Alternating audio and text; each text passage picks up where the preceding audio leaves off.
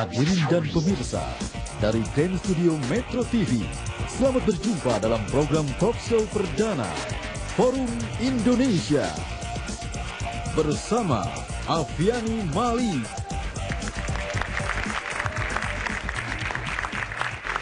Selamat malam pemirsa, selamat berjumpa dalam program baru yaitu Forum Indonesia.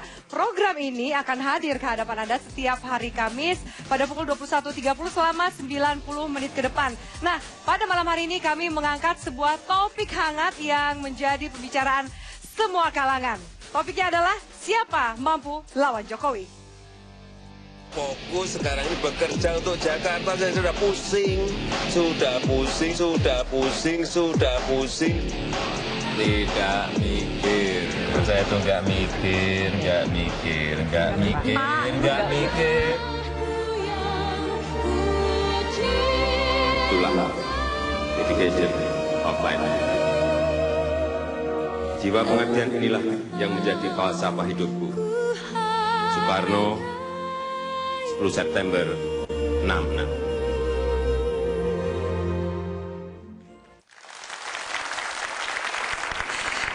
Ya pemirsa, itu dia tadi rekomendasi Rakernas PDIP ketiga melahirkan kriteria, bukan sebuah nama yang dilahirkan dari Rakernas tersebut. Meskipun regenerasi kepemimpinan menjadi sebuah pembaruan dan bahkan suara kader di daerah pun mengusung dan memberikan dukungan kepada Jokowi. Seperti apa sosok Jokowi dan juga bagaimana peluang bagi capres-capres lain untuk kemudian berjuang untuk menjadi pemimpin Indonesia yang baru di tahun 2014. Kita langsung buka diskusi pada malam hari ini. Pertanyaan pertama saya tujukan kepada Mas Effendi Ghazali. Selamat malam. Selamat malam. Selamat malam Mas Effendi. Iya. Anda sebagai pengamat politik, Mas Effendi, Anda juga sebagai anggota konvensi Partai Demokrat. Ya, di sebelahnya juga ada salah satu peserta seperti itu. Dari dua peserta. Ada dua. Pak Irman, mohon maaf, ada dua peserta. Sebenarnya pada kenyataannya 3 sebetulnya. 3, sebelahnya lagi.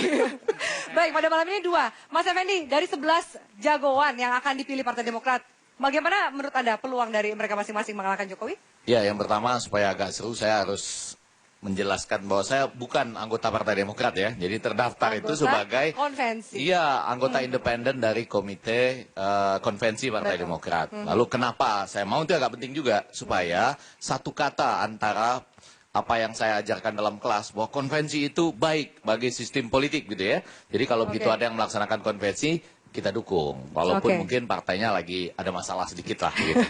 Nah, kalau untuk menjawab tadi pertanyaan, siapa mampu melawan Joko Widodo? Harusnya semua yang berniat jadi calon presiden itu mengatakan mereka mampu melawan Joko Widodo. Yang menjadi persoalan siapa mampu mengalahkan, itu soal lain. Kalau untuk mampu melawan, mereka tentu semua harus mengatakan mereka mampu melawan. Kalau enggak, jangan maju kan. Jangan maju di konvensi. Menurut Anda modal terbesar apa? Kalau menurut saya, modal yang terbesar bagi mereka pada saat ini ada teman kita dari PDI Perjuangan juga nih ya. Jadi kita saling bertatapan dulu. Modal yang terbesar itu adalah kebetulan PDI Perjuangan belum mendeklarasikan Joko Widodo secara resmi sebagai calon presiden. Walaupun kata media sinyalnya sudah cukup. Oh banyak, ada yang mencatat 4, ada yang 5, bahkan dilengkapi dengan getaran, saya nggak tahu getarannya berapa volt, tetapi sudah dilengkapi. Nah, artinya kalau belum dicapreskan, maka Jokowi dalam tanda petik akan tersandera untuk selalu menjawab apapun wartawan dengan 2 gaya. Nggak mikir. Nggak, yang pertama itu nggak mikir, saya itu cuma ingin menjawab apa tentang Jakarta saja. Baik, kita tanya dulu. Mas, Anda setuju dengan kemudian apa yang dipaparkan tadi oleh Effendi Ghazali, Mas Arya? Dipencet dulu, silakan. Argumentasi pengamat hampir sebagian besar demikian. Ya. Persoalannya sekarang kita lihat kenapa respon publik, ya, ekspektasi publik demikian kuat kepada Jokowi. Ini kan merupakan akibat. Akibat karena memang terlihat ada kesungguhan. Ya. Pribadi Jokowi terlihat ada kesungguhan untuk mau mengabdikan diri. Ya. Saat ini sebagai gubernur ya. Sebagai gubernur. Terlihat. Jadi kalau dia ngomong rakyat, getaran antara saya ngomong rakyat dengan Jokowi ngomong gitu rakyat itu lebih mematri batin dengan rakyat itu lebih Jokowi. Dibandingkan dengan Ya, saya mengambil contoh dengan saya kan ya.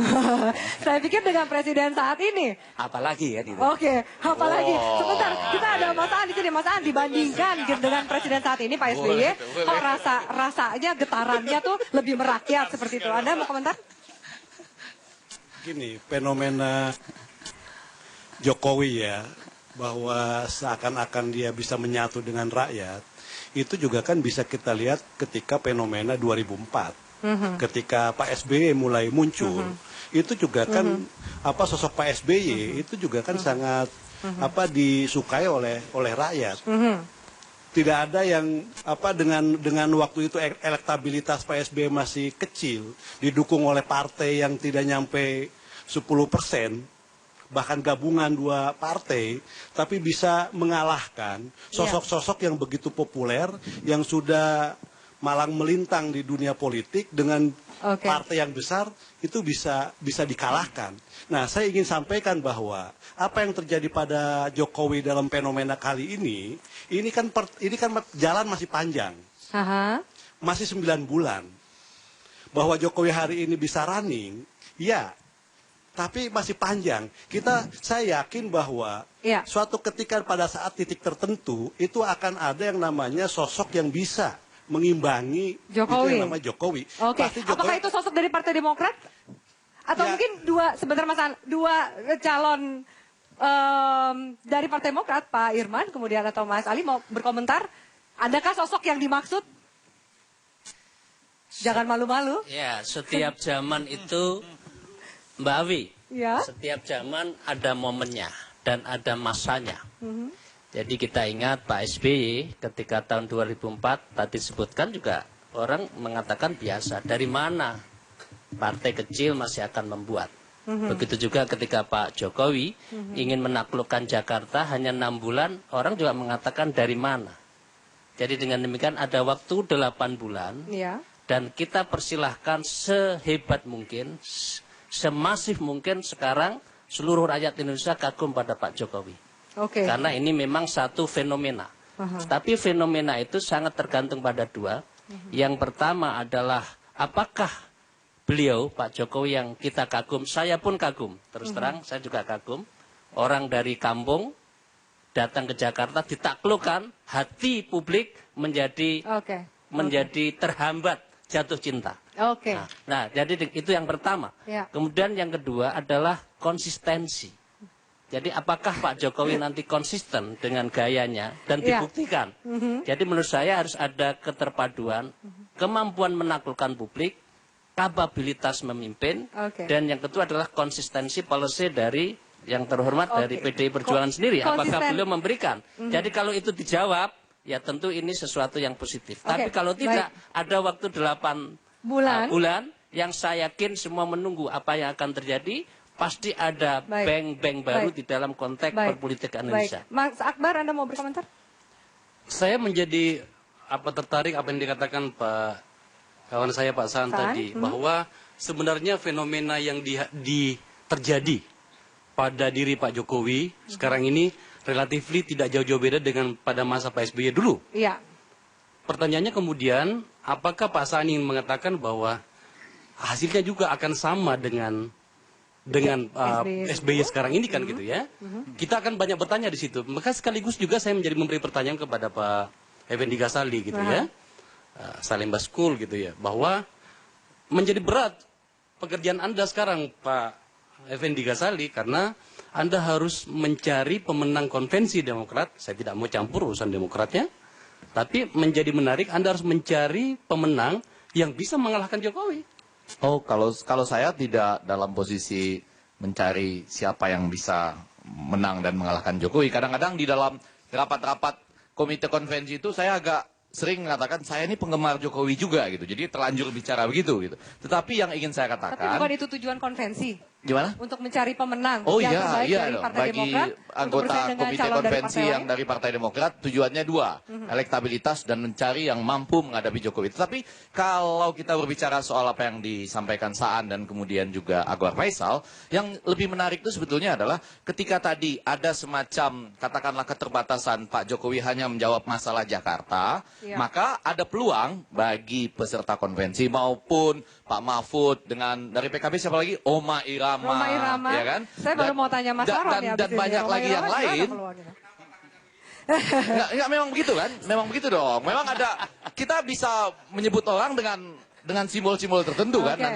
Nanti Boni Hargen punya simbol-simbol lain. Tapi poin saya adalah bagaimana mereka ini nanti memancing Pak Jokowi untuk terlibat dalam kontestasi gagasan. Jadi ketika misalnya kalau mengambil contoh sedikit aja, misalnya di Amerika Serikat 2008, itu berhadapan McCain misalnya dengan Rudy Giuliani misalnya. Lalu kan ada kontestasi di dalam, misalnya soal setuju tidak aborsi, setuju dengan perang Irak atau tidak. Lalu mereka tanyakan, hey Rudy Giuliani ataukah McCain, kalau Anda menang, nanti lawannya di sana Obama. Bagaimana sikap Anda? Oke, itu oke lah. Itu proses yang harus Anda lalui nantinya. Tapi sekali lagi sebagai orang luar melihatnya bahwa pekerjaan Anda menjadi sangat berat.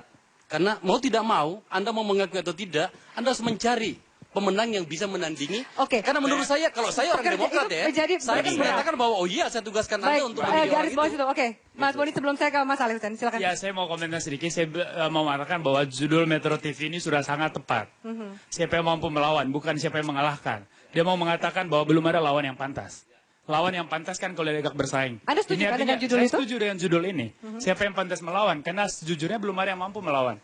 Artinya bahwa kualitas kapasitasnya masih rentangnya terlalu jauh. Jokowi 9, yang lain masih 23. Nah artinya bahwa pertanyaan ini harus kita dalami. Siapa yang mampu sebetulnya untuk menjadi saya sedikit mau komentar. Silakan, Mas. Ini persoalannya yang dilawan itu persoalan apa kan Tuan? Yang sekarang ini kan soal kemudian masalah popularitas, elektabilitas. elektabilitas. Bangsa ini kan tidak hanya butuh popularitas. Betul.